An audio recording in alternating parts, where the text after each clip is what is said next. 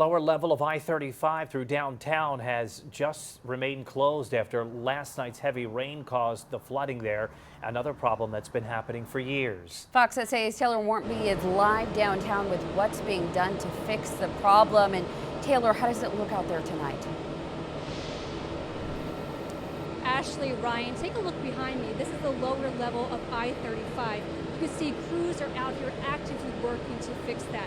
We were out here a few hours ago, and you can definitely see the water has gone down a bit. If you want to walk with me, you can see just the extent of the flooding. There are still 2 vehicles submerged down further. Now tonight, TxDOT is telling us they don't have a time frame on when this will be reopened.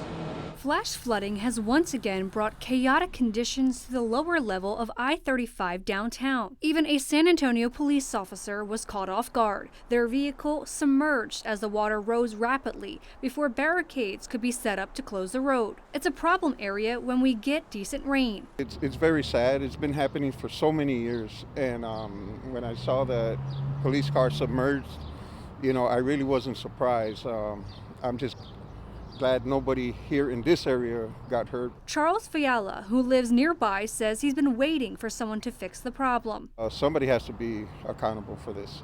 There's the drainage problem, it has to go somewhere, not just stay there and just wait for somebody, for a tragic accident. Joaquin Hernandez, who works at a Luby's off Main, says the flooded road is keeping customers from coming in. It's pretty slow today due to the weather and all that.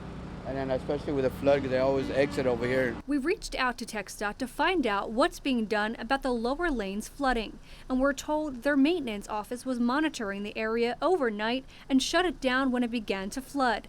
Adding a contract to upgrade pump stations along this stretch of I-35 is expected early next year.